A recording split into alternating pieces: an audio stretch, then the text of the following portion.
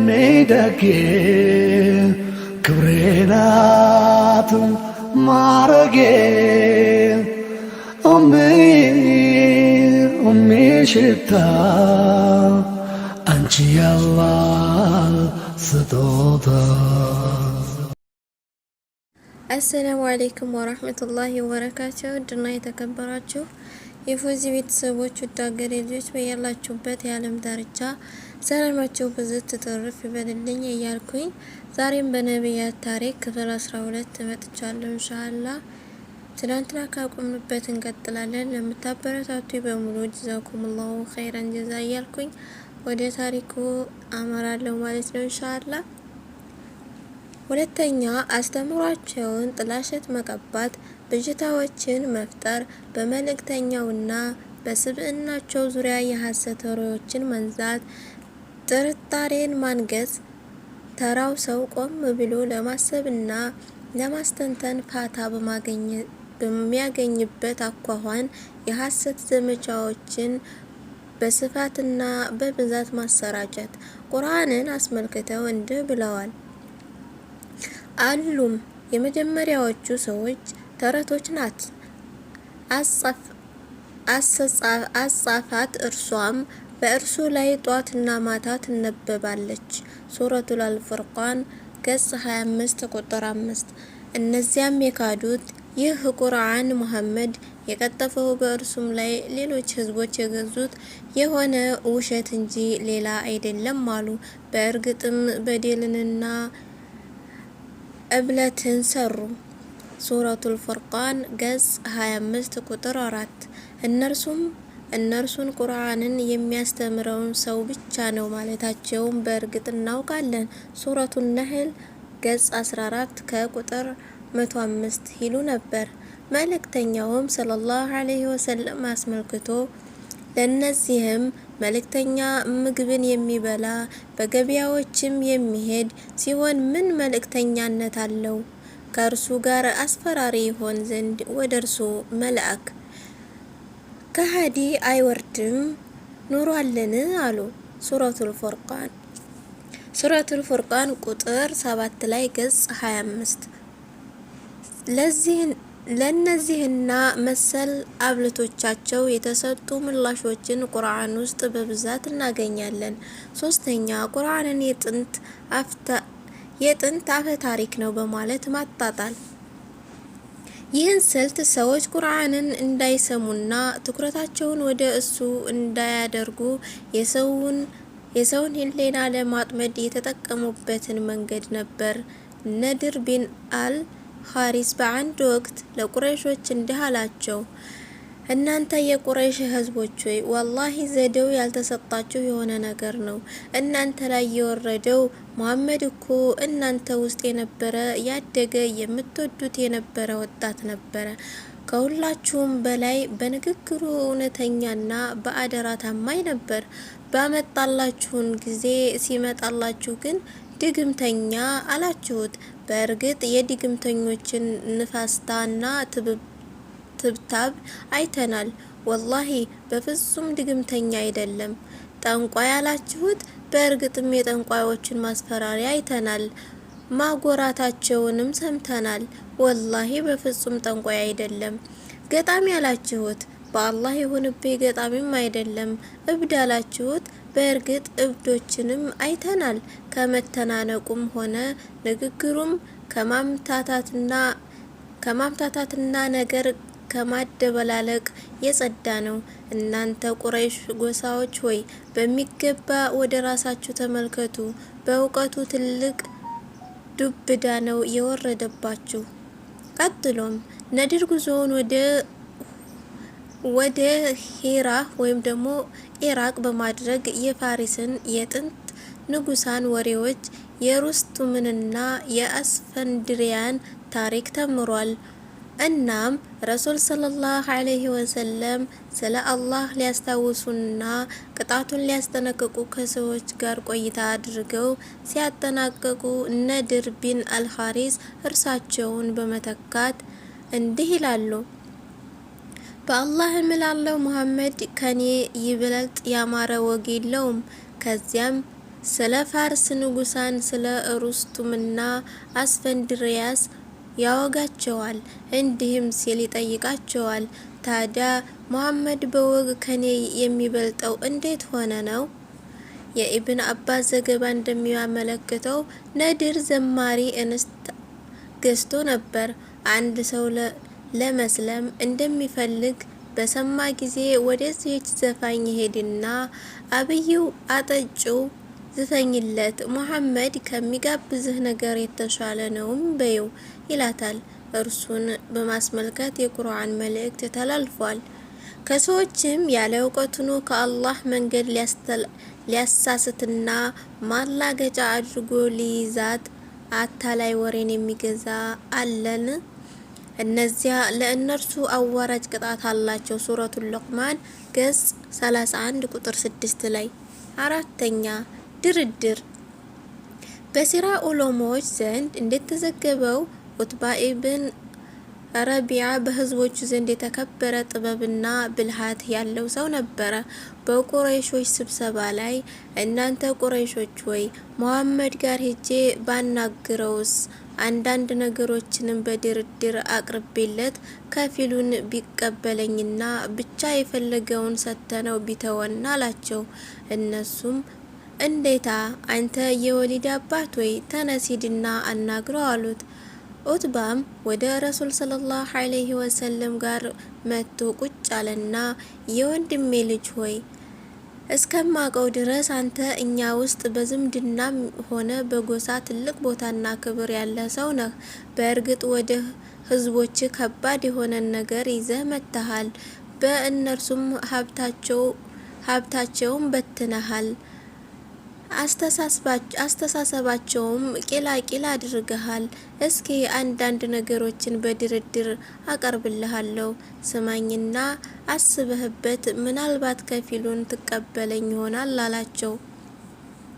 ረሱልም ሰለላሁ ዐለይሂ ወሰለም ተናገረ፣ የወሊድ አባት ሆይ ተናገር እሰማሃለሁ አሉት። የወንድሜ ልጅ ሆይ በዚህ ይዘኸው በመጣው ጉዳይ ገንዘብ ከሆነ የፈለግከው ከኛ የበለጠ ሀብታም እስክትሆን ገንዘብ እንሰበስብልሃለን። ክብር ከሆነ የምትፈልገው በማንኛውም ጉዳይ ከአንተ ላንወጣ ከኛ በላይ እንሾምሃለን። ንግስናም ከሆነ የምትፈልገው ከላያችን እናነግስሃለን። ይህ የሚመጣብህን ራእይ ስትመለከተው መከላከል የማትችለውን ከሆነ ገንዘባችንን አውጥተን ሐኪም እንፈልግልህና ከእርሱ ነጻ እስክትሆን ድረስ ሁሉን እናደርግልሃለን። ረሱልም ሰለላሁ ዐለይሂ ወሰለም የወሊድ አባት ሆይ ጨረስክ አሉት። አዎ አላቸው። እንግዲያውስ ስማኝ አሉትና የሚከተሉትን የቁርአን አንቀጾች አነበቡለት። ሐሚም ይህ ቁርአን እጅግ በጣም ሩህሩህ በጣም አዛኝ ከሆነው አላህ የተወረደ ነው። አንቀጾቹ የተብራሩ የሆኑ መጽሐፍት ነው። አረበኛ ቁርአንን ሲሆን ለሚያውቁ ህዝቦች የተብራራ ነው። አብሳሪና አስፈራሪ ሲሆኑ የተወረደ፣ አብዛኛዎቹም ተውት እነርሱም አይሰሙም አሉም ልባቸውም ከእነዚያ ወደ እርሱ ከምትጠራን እምነት በመሸነፊያቸው ውስጥ ናቸው። በጆሮአቸውም ላይ ድንቁርና አለ። በእኛና በአንተ መካከል ግርዶሽ አለ። በሃይማኖትህ ስሰራም እኛ ሰሪዎች ነንና እንዲህ በላቸው፣ እኔ መሰላችሁ ሰው ብቻ ነኝ። አምላካችሁ አንድ አምላክ ብቻ ነው። ወደ እርሱም ቀጥ በሉ፣ ምህረትንም ለምኑት ማለት ወደ እኔ ይወርድልኛል። ለአጋሪዎቹም ወየውላቸው። ሱረቱል ፉሲለት ገጽ 41 ከ1 እስከ 6። ከዚያም ረሱል ሰለላሁ ዐለይሂ ወሰለም ሲያነቡ ኡትባም እያዳመጠ ከእምነትህ እንቢ ቢሉም እንደ አድና ሰሙድ መቅሰፍት ቤጤ የሆነን መቅሰፍት አስጠነቅቃችኋለሁ በላቸው። ፋሲለት ሱረቱል ፉሲለት ገጽ 41 ቁጥር 13 ሲደርሱ አፋቸውን ያዛቸውና ማንበብ እንዳቆሙ ተማጸናቸው። ይህም የሆነው ከአንቀጹ አስፈራሪነት የተነሳ ነው። ከዛም ኡትባ ወደ ጓደኞቹ ተመልሶ በተቀመጠ ጊዜ የወሊድ አባት ሆይ ከምን ደረስክ? ምን ነካህ? አሉት። ኡትባም የነካኝማ ሰምቼ የማላውቀውን ንግግር መስማቴ ነው። ወላሂ ግጥም አይደለም፣ ድግምትም ጥንቆላም አይደለም። ወላሂ ጥፍጥና አለው፣ ሰርጾም ይገባል። የሰው ልጅ ንግግርም አይደለም፣ የበላይ ይሆናል እንጂ የበላይ አይኮንበትም። እናንተ ቁረይሾች ሆይ እሺ በሉኝና ይህን ሰው ከነ ጉዳዩ ተውት፣ ልቀቁት። ወላሂ የሰማሁት ነገር ትልቅ ይሆናል። አረቦች ጉዳት ካደረሱበት ከገደሉት ትገላገላላችሁ። ከአረቦች የበላይ ከሆነ ንግስናው ንግስናችሁ ነው፣ ክብሩም ክብራችሁ ነው አላቸው። ወላሂ የወሊድ አባት ሆይ በምላሱ ደግሞብሃል አሉት። ኡትባም ይህ የኔ ሀሳብ ነው፣ የፈለጋችሁትን አድርጉ አላቸው። ጦበሪይ ኢብኑ ከሲር እና ሌሎችም እንደዘገቡት ወሊድ ኢብኑል ወጊራ አስ ኢብኑ ዋኢል እና ጥቂት ሙሽሪኮች ለረሱል የሚከተለውን የድርድር ሀሳብ አቀረቡ። ከነርሱ በላይ ሀብታም እስኪሆኑ ድረስ ብር ሊሰጣቸው እና ቆንጆ ድንግል ሴት ሊያጋቧቸው፣ በምላሹ አማልክቶቻቸውን መስደብና ባህሎቻቸውንም ማቄል እንዲተው ጠየቁ። ረሱል ሰለላሁ ዐለይሂ ወሰለም የተላኩበትን ወደ ሀቅ ዳዕዋ ማድረግ እንጂ አሻፈረኝ አሉ። በዚህን ጊዜ እኛ አምላክህን አንድ ቀን እንገዛውና ሌላ ቀን የኛን አምላክ ተገዛ አሏቸው። ይህንንም አሻፈረኝ አሉ። አላህም የሚከተለውን ቃል አወረደ። በላቸው እናንተ ከሃዲዎች ሆይ ያንን የምትገዙትን ጣዖት አሁን አልገዛም፣ እናንተም እኔ የምገዛውን አምላክም አሁን ተገዢዎች አይደላችሁም። እኔም ያንን የተገዛችሁትን ወደፊት ተገዢ አይደለሁም፣ እናንተም እኔ የምገዛውን ወደፊት ተገዢዎች አይደላችሁም። ለእናንተ ሃይማኖታችሁ አለላችሁ፣ ለእኔም ሃይማኖቴ አለኝ። ሱረቱል ካፊሩን። ከቁረይሾች ውስጥ የተከበሩት ሹማምነቶች ካወጡና ከወረዱ በኋላ ኡትባ ኢብኑል ወሊድ ያደረገው ሙከራ ደግመው ለመሞከር ተስማምተው ረሱል ሰለላሁ ዐለይሂ ወሰለም ጋር ተሰብስበው በመሄድ ሹመትና ገንዘብን በድርድር አቀረቡላቸው። እንዲሁም የሚመጣባቸው ነገር የጅን ራእይ ከሆነ ሐኪም ሊያመጡ ቃል ገቡላቸው። ረሱልም ሰለላሁ ዐለይሂ ወሰለም እምትሉት ሁሉ እኔ ጋር የለም። ወደ እናንተ የመጣሁበት ነገር ይዤ ስመጣ ገንዘብ፣ ክብርና ንግስና ፈልጌ አይደለም። ግና አላህ ወደ እናንተ መልእክተኛ አድርጎ ላከኝ። መጽሐፍንም በእኔ ላይ አወረደ፣ አብሳሪና አስጠንቃቂ እንዲሆን ስላዘዘኝ የጌታዬን መልእክት አደረስኩላችሁ። መከርኳችሁም። ያመጣሁትን ከተቀበላችሁኝ በዚህም በመጪው ዓለምም ድርሻችሁ ነው። እምቢ ካላችሁም አላህ በመካከላችን እስኪፈርድ በእርሱ ትእዛዝ ስር እታገሳለሁ። እነሱም ካቀረብንልህ ነገሮች ምንም የማትቀበለን ከሆነ ይህም ብቻ አድርገን ከህዝቦች ሁሉ ከኛ በላይ ጠባብ በሆነ ሀገር ባነሰ ግብአትና በተጣበበ ኑሮ የሚኖር ማንም እንደሌለ ታውቃለህ። በላከህ መልእክት የላከህን ጌታ ጠይቅልን፣ ይሄን ያጣበበንን ተራራ ያንቀሳቅስልን፣ ልክ እንደ ሻምና ኢራቅ ወንዞች ወንዝ ያፍልቅልን፣ ወይም ደግሞ ያለፉት አባቶቻችንን ከሞት ይቀስቅስልን። ታዲያ ከሚቀሰቀሱት ውስጥ አንዱ ቁሰይ ኢብኑ ኪላብ ይሁን እና እውነተኛ ሽማግሌ ስለነበር የምትለውን ነገር እውነት ይሁን ውሸት እንጠይቀዋለን። ለእናንተም የአትክልት ስፍራ ያሸበረቀና ያማረ ቤት ከምናይህ ሁኔታህ የሚያብቃቃህ በወርቅና በብር የተሞላ ካዝና ይሰጥህና ሀብታም ያደርግህ። የጠየቅንህን ካስደረግ እናመሰግንሃለን፣ አላህ ዘንድም ያለህን ቦታ እንረዳለን እንደምትለውም መልእክተኛ አድርጎ ልኮሃል ማለት ነው አሉ። ረሱልም ሰለላሁ ዐለይሂ ወሰለም ይህን አላደርገውም፣ ጌታውንም በእንዲህ አይነት ጥያቄ የሚጠይቅ ሰውም አይደለሁም አሏቸው። ከብዙ ንግግርና ክርክር በኋላ ቁረይሾችም ይህን የሚያስተምርህ የማማ አካባቢ የሚገኝ ረህማን የሚባል ሰው እንደሆነ ደርሰንበታል። ወላሂ በረህማን በፍጹም አናምንም። ሙሐመድ ሆይ አማራጮችህን ሁሉ ሰጥተንሃል።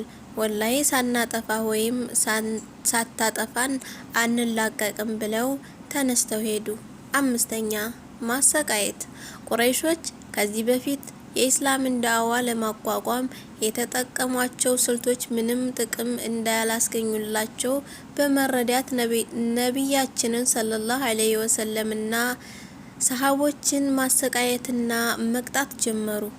ቡኻሪ ከአብደላህ ኢብነ መስዑድ እንደዘገቡት ነቢያችን ሰለላሁ ዐለይሂ ወሰለም ከአባ ጋር እየሰገዱ ሳለ አቡ ጀህልና ጓደኞቹ ተቀምጠው ባሉበት ሙሐመድ ሱጁድ ሲወርድ የእርድ ሆድ ዕቃ አንጀት አምጥቶ ጀርባው ላይ የሚጥል ማን ነው ብለው ተጠያየቁ። ከውስጣቸው እጅጉን የጠመመው ሰው ኡቅባ ኢብኑ ሙዒጥ ይባላል። አምጥቶ ነቢያችን ሰለላሁ ዐለይሂ ወሰለም ሱጁድ እስከሚያደርጉ ጠብቆ በትከሻቸው መሃል ከጀርባቸው ላይ አስቀመጠው።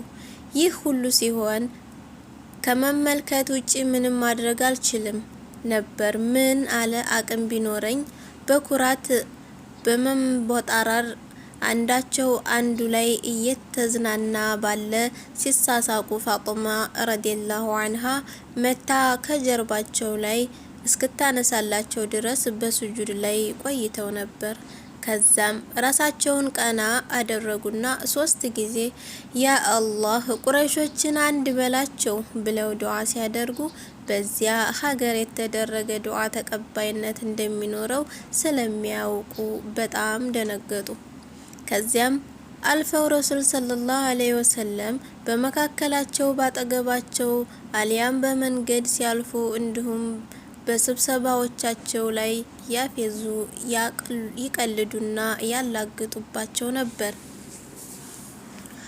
ጦበሪና ኢብኑ ኢስሐቅ እንደዘገቡት ከቁረይሾች አንዱ ረሱል ሰለላሁ ዐለይሂ ወሰለም ከመካ መንገዶች በአንዱ ላይ ሲያልፉ አፈር ዘግኖ ጭንቅላታቸው ላይ በተነባቸው። በዚሁ ሁኔታ ወደ ቤታቸው ሲመለሱ ከልጆቻቸው አንዷ እያለቀሰች አፈሩን ስታጥብላቸው ልጄ አታልቅሺ፣ አላህ አባትሽን ይከላከልለታል ይሏት ነበር። በአብዛኛው ህዝብም ሆነ በግለሰቦች ዘንድ ካላቸው ትልቅ ተምሳሌትና ክብር እንዲሁም በአቡ ጣሊብ ከሚደረግላቸው ከለላ አልፎ ወራዳ የሆኑ በደሎች ይደርስባቸውም ነበር። ሶሃቦቻቸውን ረዲየላሁ አንሁማ ታጋሽ እንኳን ሊያወሳው የሚዘገንን የሆነ የስቃይ አይነቶች ተፈራረቁባቸው። ከቅጣቱ ብዛት የሞተው ሞቶ የታወረው ታውሯል። ይህ ሁሉ ግን ከአላህ ዲን ኢስላም ቅጣትን ታክል ንቅንቅ አላደረጋቸውም። በእያንዳንዳቸው ዙሪያ የተዘገበውን ብናነሳ ስለሚረዝም ከገጠማቸው ቅጣቶች የተወሰኑ ምሳሌዎችን እንጥቀስ። ኡሳማ ኢብኑ አፋን ረዲየላሁ ዐንሁ አጎታቸው ከዘንባባ ቅጠል በተሰራ ሰሌን ያፍኑትና ከስር ጭስ በማጨስ ይቀጡት ነበር። ሙስዓብ ኢብኑ ዑመር ረዲየላሁ ዐንሁ እናቱ መስለሙን ባወቀች ጊዜ ከሰዎች ሁሉ የተሻለ ጸጋ የሞላበት ኑሮ ከሚኖርበት ቤቱ አስወጥተው ቆዳው ልክ እንደ እባብ ቆዳ እየተቀረፈፈ እስኪላላ ድረስ ለረሃብ ዳረገችው። ቢላል ረዲየላሁ ዐንሁ የኡመያ ኢብኑ ኸሊፋ አልጀሙህ ባሪያ ነበር። ኡመያ የፀሐይቷ ንዳድ ከፍ ሲል በጋለው የመካ አሸዋ ላይ ቢላልን አስተኝቶ ትልቅ ቋጥኝ ደረቱ ላይ በማስቀመጥ ወላሂ በሙሐመድ ክድህ ኢዝና ላትን እስካላመንክ ድረስ ትሞታለህ እንጂ አለቅህም የሚለው ነበር። ከዚህ ሁሉ ስቃይ ጋር የቢላል መልስ ግን አሃዱን አሃድ ነበር። አማር ኢብኑ ያሲር ረዲየላሁ ዐንሁ የበኒ ሙህዙም አገልጋይ ባሪያ ነበር። አህባቢ የዛሬው ታሪኬ እዚሁ ላይ ያቆማለሁ። ታሪኩ ኢንሻአላህ ረጅም ነው፣ ይቀጥላል ማለት ነው። ላይክ፣ ሼር፣ ኮሜንት በማድረግ አበረታቱኝ። ቀጣይ ቪዲዮ እስከምንገናኝ ሰላም ሁኑልኝ። መልካም ቀን ከነ ምሽቱና ከነ አዳሩ ተመኘሁላችሁ የኔ ወዶች። السلام عليكم ورحمة الله وبركاته. أمي دكي كبرينات معرقي أمي شتا أنتي الله ستوتا